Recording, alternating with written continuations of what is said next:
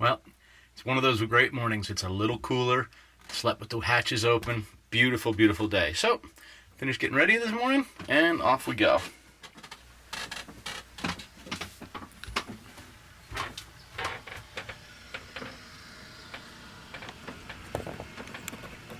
Perfect out today. So,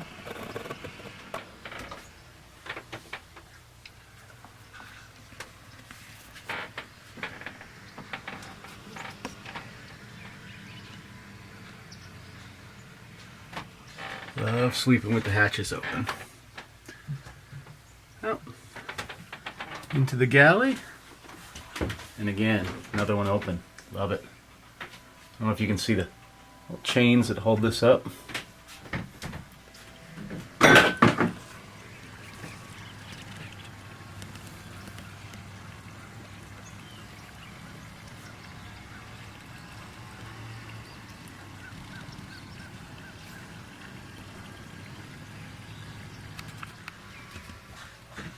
And just looking out onto the bow. And I got my cooler there. I was sitting on it yesterday.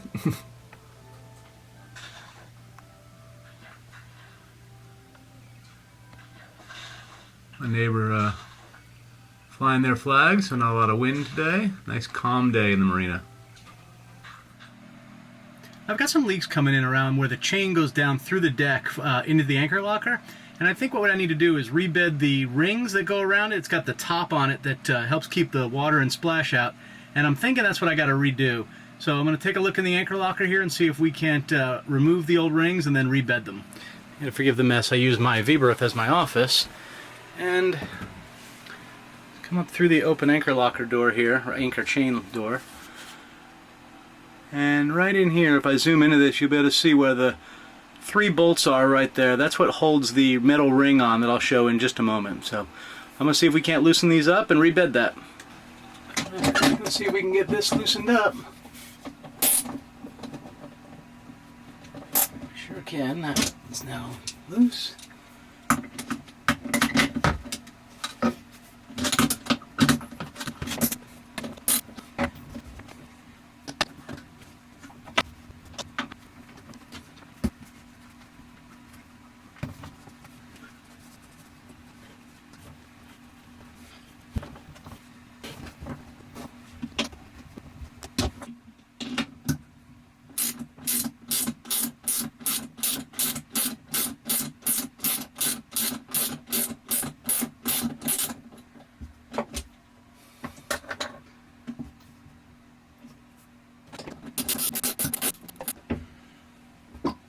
Well, we got the screws out, so now I'm going to go up top and see if we can't get them unscrewed.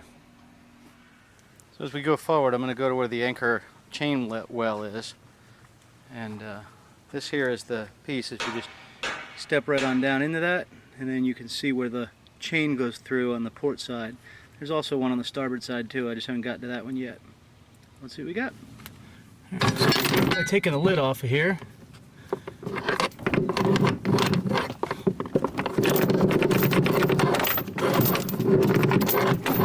Just going to drape enough chain up here so it doesn't fall.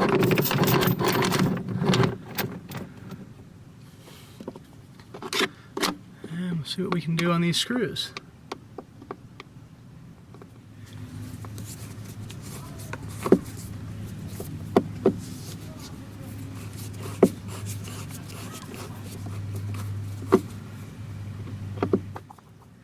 I think while I'm up here I might also take the drain out that goes down to the there's actually a drain on this side, and then there's one over on the starboard side, and it goes into some plumbing that runs down through the anchor locker and out on the starboard side, about 3 feet above the water line, well, maybe a foot above the water line.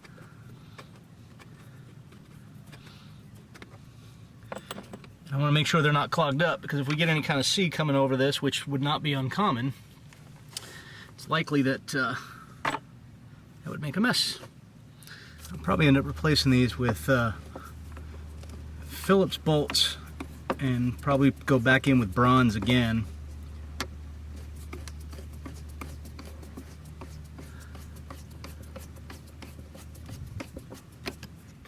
So these are actually threaded down through the decking, through the fiberglass, through the 2 layers of plywood, and then through the fiberglass on the upper side of the anchor locker, and then they were put on with nuts on the other side. There's not actually a backing plate on it. Maybe it would be a good idea to have one on there, but it would probably get beat up pretty good as the chain came through it.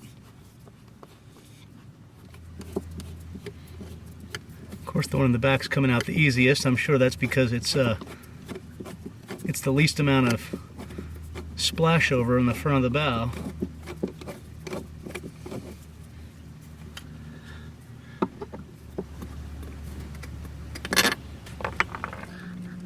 All I'm doing is just trying to get something underneath to pry it up a little bit. Get it up where it was bedded.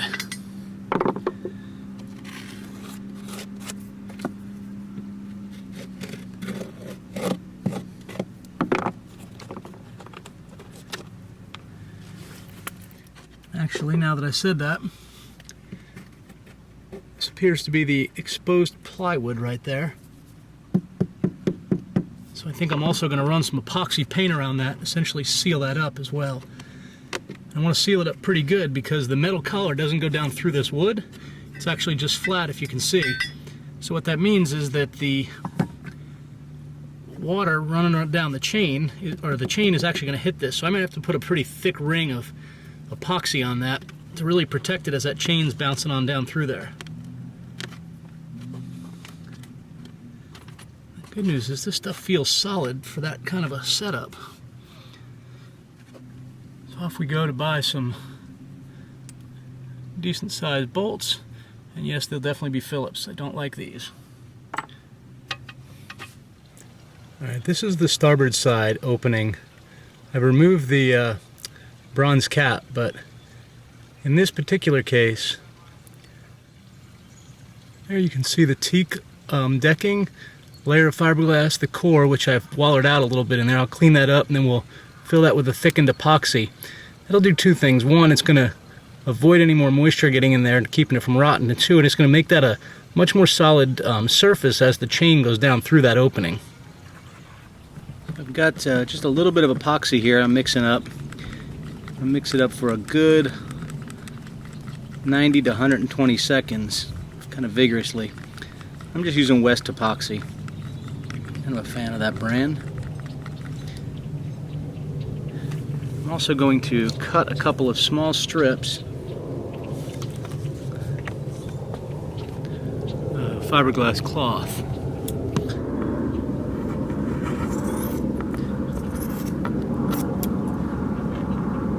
This is just a small repair kit cloth, so I'm only cutting it about a 1/2 inch to 3/4 of an inch thick to go around the inner edge of that wood. And I'm cutting several of them instead of one long just to make it a little easier to work with.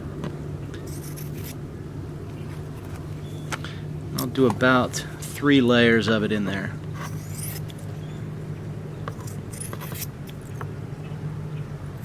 Keep on mixing this. Show you what this consistency looks like.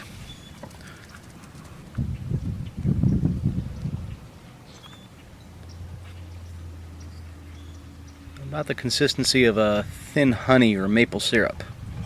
I did not thicken this.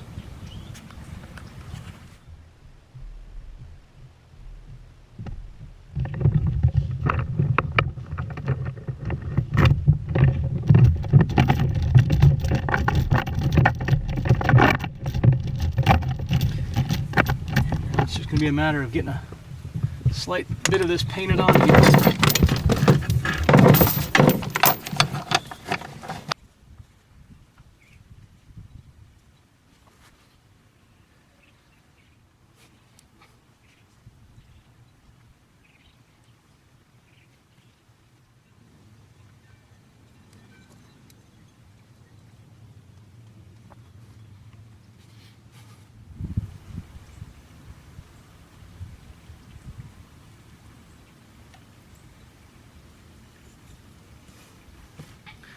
Got the short chain pull out of the port side, and we're about to clean some of the old sealant off of this unit here. Just scraping this off with, I started scoring it right around the edge, and then using a scraper to clean up the layer of sealant that was here. It looks like somebody used the same sealant that was used between the teak on this as well. Which you would think should be a good sealer, but I've got butyl tape, so I'm going to use it.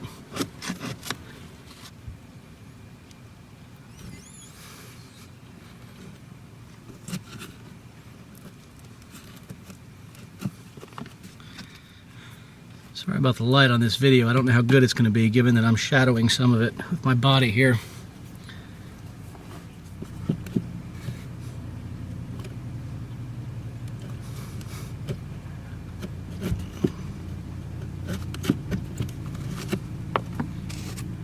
You can see a little bit of where I glassed this earlier today.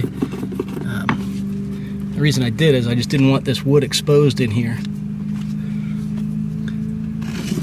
Water comes over the deck in any kind of a good seaway. The last thing we want to do is end up with core rot because of it. I like bedded butyl tape. You can get it from Compass Marine. A lot of people on the sailing forums know it as Mainsail. It's the guy's name for this company. He sells it. It's a really good, high quality butyl tape. So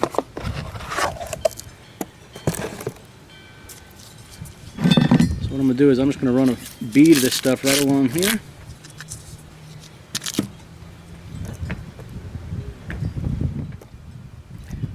Right along this outer edge, and I'll use the bolts to get it in there good and tight.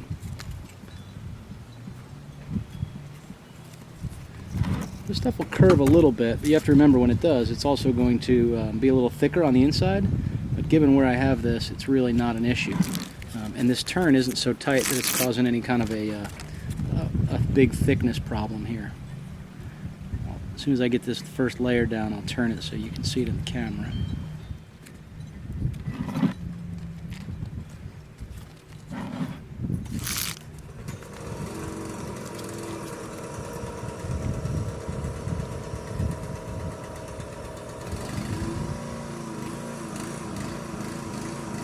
My neighbors David and Debbie are testing out their portable generator across the way. Forgive the noise.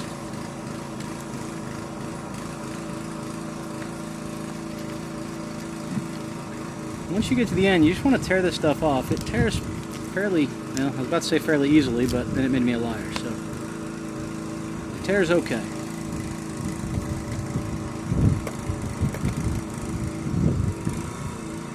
What I'm going to do is I'm going to double this back over on itself while I fix this side here. I actually don't want this big piece right here, so I'm going to smush that down so it's kind of flat. And you can kind of see what this looks like. Now I'm going to run another layer right inside there as well.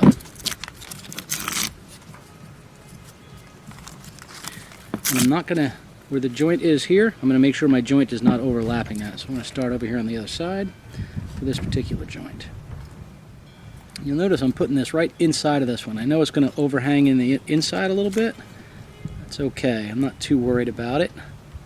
So we can just fold it over a tad.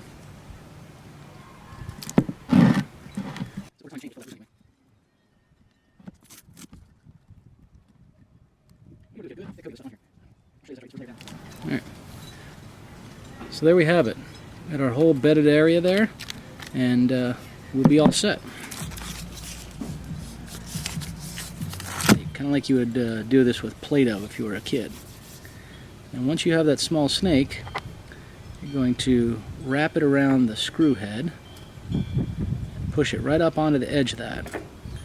The idea here is this is going to form a seal, push down between the countersunk section of the bronze and this, and ultimately anything extra will kind of work its way over the top of it, and we'll have a good solid watertight screw hole.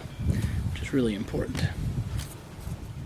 And what I want to do is line this up where the chain's going to ride in here fairly easy if we need to. So we're going to put the opening forward,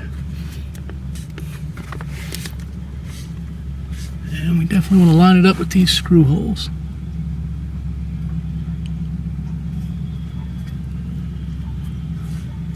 There we go. Getting these screws started. Now they are threaded all the way down through the core, so we'll have to We'll have to run a screwdriver down through them. I want to get them started.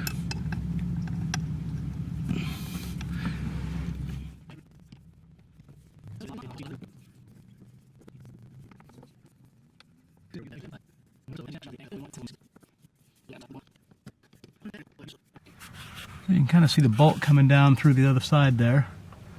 And from down below, we'll be able to get those connected up. So there's a close-up from underneath of the fiberglass section. Started one washer, about to do the rest now.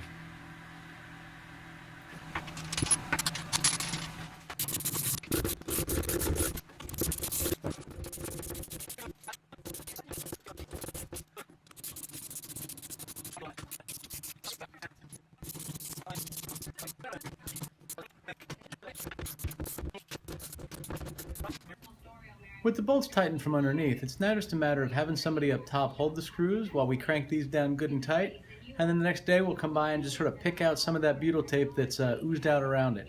Kind of comes off like if you ever get gum stuck on your face blowing a bubblegum bubble. But once that's done, we're all set and ready to go.